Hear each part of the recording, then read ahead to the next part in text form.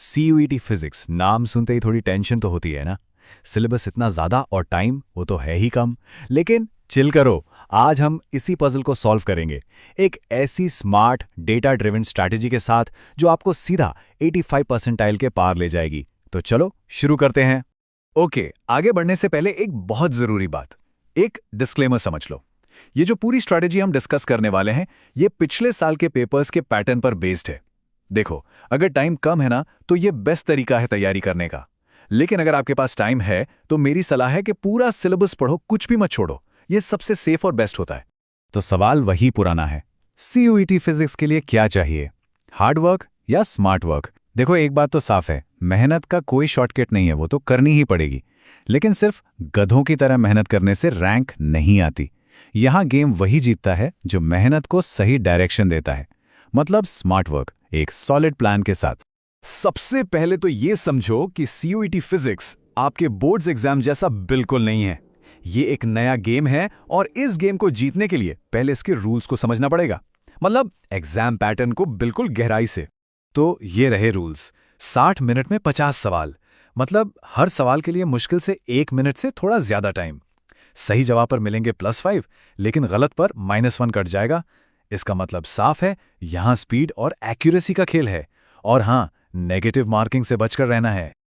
अब जरा इस बात पर गौर करना, ये सबसे बड़ा गेम चेंजर है। CUET में अब वो जमाना गया जब सीधे फॉर्मूला बेस्ड सवाल आते थे। यहां रट्टाफिकेशन नहीं चलेगा।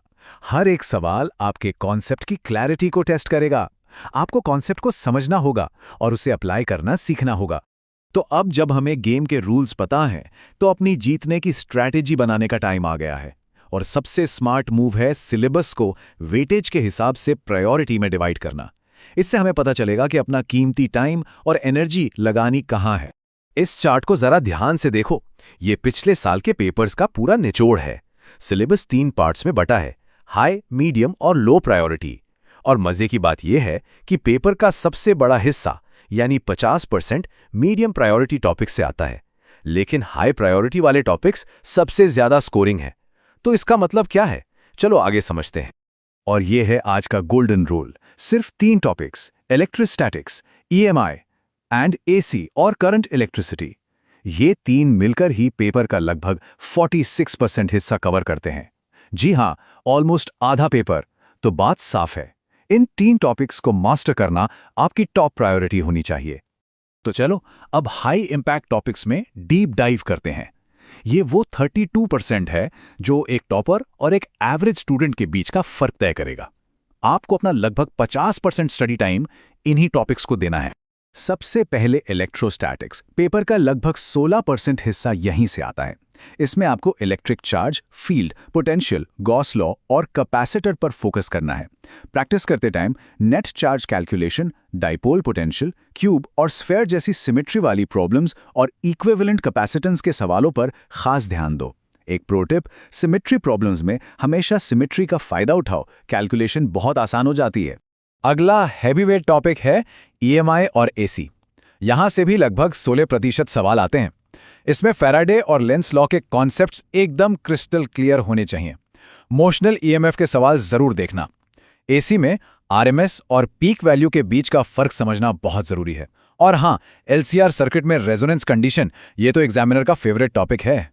आपका रेडियो भी तो इसी प्रिंसिपल पर काम करता है। चलो, हाई प्रायोरिटी टॉपिक्स तो हो गए, अब बात करते हैं बाकी बचे 68% पेपर की।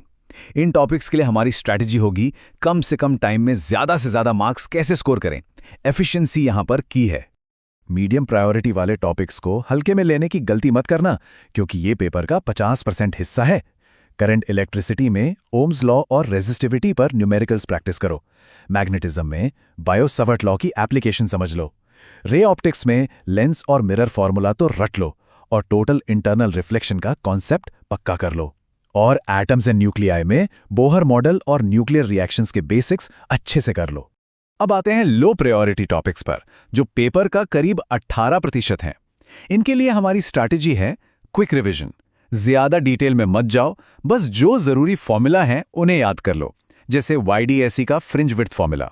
और EM वेव्स के स्पेक्ट्रम को याद करने के लिए कोई मजेदार सा निमोनिक बना लो। ये आपको आसानी से कुछ बोनस मार्क्स दिला सकते हैं। अच्छा, सिर्फ टॉपिक्स ही नहीं, क्वेश्चन किस टाइप के आते हैं ये समझना भी बहुत जरूरी है।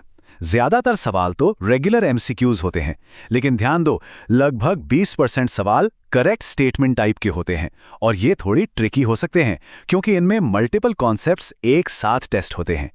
तो इनकरेक्ट स्टेटमेंट वाले सवालों को क्रैक कैसे करें? इसकी एक सिंपल सी ट्रिक है। हर स्टेटमेंट को इंडिपेंडेंटली चेक करो, सही है या गलत। जैसे ही आपको एक भी गलत स्टेटमेंट मिले, वो सारे ऑप्शंस एलिमिनेट कर दो जिनमें वो स्टेटमेंट है।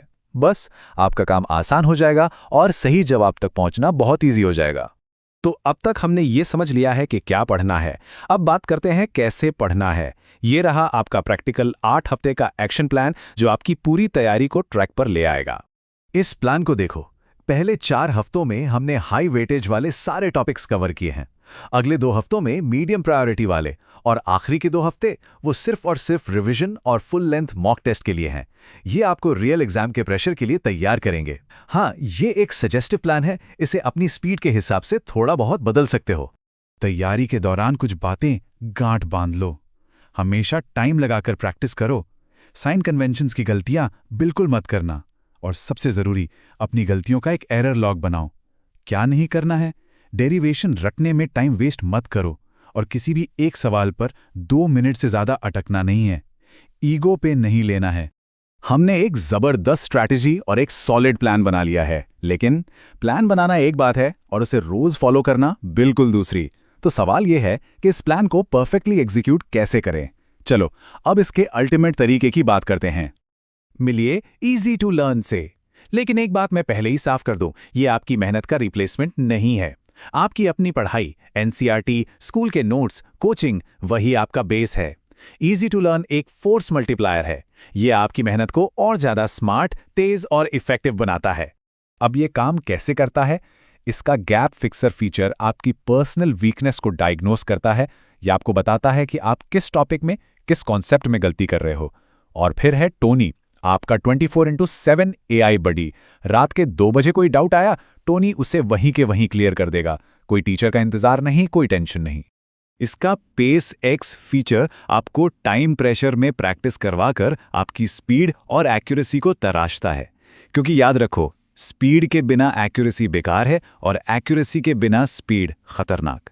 और इसका एग्जाम रूम आपको बिल्कुल असली एग्जाम वाला फील देता है, जहां आप एआई सिमुलेटेड मॉक टेस्ट और पिछले साल के पेपर्स सॉल्व कर सकते हो।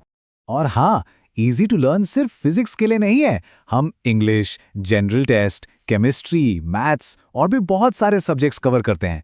तो इस स्मार्ट तरीके को अपनाओ, अपनी तैयारी को नेक्स्ट लेवल पे ले जाओ और CUET में अपना बेस्ट शॉट दो। हमारे दूसरे सब्जेक्ट्स के एनालिसिस भी जरूर देखना। All the best.